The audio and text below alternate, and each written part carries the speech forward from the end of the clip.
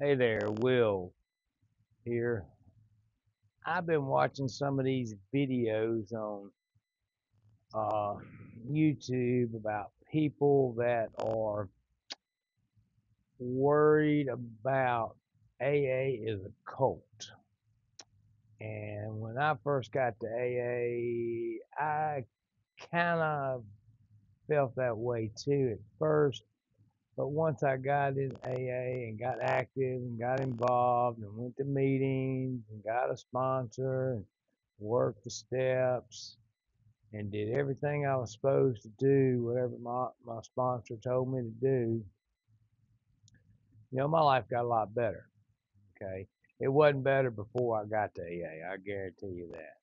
Cocaine addiction, couple ounces a week, you know, drinking a fifth of whiskey, couple fifths of whiskey a day, just constantly. Just life was in turmoil. My ex-wife was on my ass. My kids didn't know me. Um, it was a bad situation. So with that being said, AA can kind of be like a cult when you first get there. But these people have been in there for 10 years um, and now coming out and hadn't been in back in 5 years, hadn't been to a meeting in 5 years, and they're out on YouTube saying AA is a cult, and which I think is BS. Apparently, they didn't put in what they needed to get out what they wanted. They didn't get what they wanted, so they got out. And, everybody's about me, me, me, me, me, me. It's me, myself, and I. What's good for me? What's good for me? Basically, it's all about ourselves. Everybody in AA is like that. Anybody that's drinking and consuming their life with alcohol and drugs, it is. Now, what I didn't particularly care for, and this is really just all my opinion, you know, um, is the courts got involved with people's lives, and to keep them out of prison, they came up with drug court. Drug court flooded a little small town full of our AA house, filled it up with a bunch of folks that were only being there because they had to be. They had to get their paper signed, and they didn't really care about staying sober or getting sober. They wanted to keep their ass out of jail, and I call that a foxhole prayer. Lord, if you get me out of this one, you'll I'll never do it again. So, and that's what those people were doing. And so, with that being said, you know, AA was good for me. I had, like I said, I had a bad cocaine addiction, and coming off cocaine is all mentally; it's no physical really.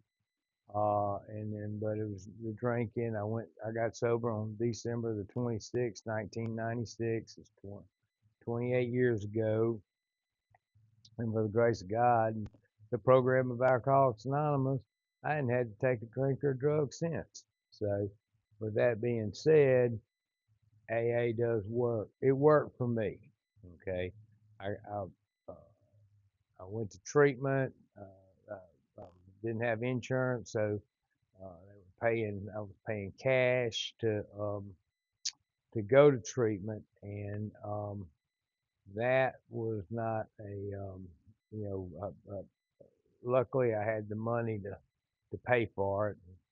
Uh, my time was coming up to get out of that first treatment center, and my sister and her husband were already in recovery, and uh, they talked her in, or she talked them in, or they talked her into me going to another treatment center for like 6 months. And I can't be gone for 6 months, but I figured out the treatment gig pretty quick. So once I got in there and I just sung their tune, I said, well, I really need to, I'm paying cash. I need to go back to work. And they said, your sister's already sent the check and it's non-refundable. I was like, son of a bitch. So I said that to myself. I didn't get outright uh, rude or ugly or I'm not staying and none of that. I just said, okay, well, I guess I'm going. And I went. and they told me it was 30 more days. And then they get to the next treatment center and said, no, it's a 6-month program. I said, okay. But I really learned to not buck the system by that point. And I said, yeah, um, 6 months, okay, cool. I knew deep in my heart that I wasn't staying. And I eventually got bored there. And about 35 days or something, somebody was bringing me something. And I said, hold on, I think I go with you. And with that being said, I came home. That was on a Saturday night. Sunday morning, I went to my first AA meeting. My brother-in-law took me, and uh, wasn't scared, wasn't intimidated by going in with him. But when I got rid of that, we got that meeting was over. There was another meeting, and another guy that was in there, Randall T. said, "Come on, I'm going to Dabney. Come on, go with me." Because my brother-in-law was going to church, and I was like, "Okay." So I got in the truck and I went down there, and I ended up. I tell you what, I was never so terrified to walk into a building. I didn't have anybody to rely on or anybody to hang ten to. I just met this guy Randall like 20 minutes before. And we get in there, and this old man walks up to me, and he's got his glasses all the way down the end of his nose, and it slid down the end of his nose, and he looks up at me, and he says, "You ain't got the guts to stay sober." And I'm thinking to myself, who's this old motherfucker telling me I ain't got the guts to stay sober? And he was right. I didn't have the guts to stay sober. I just didn't know it at the time. And he ended up uh, took me under his wing. He said, "I'll be your sponsor till you find another sponsor." And I was 9 years sober when he died, so I had to find another sponsor at that point. Uh, but he took me through life's challenges, disappointments, excitements, anything that I did for that next 9 years. I turned around and I consulted with him, and he basically taught me how to live.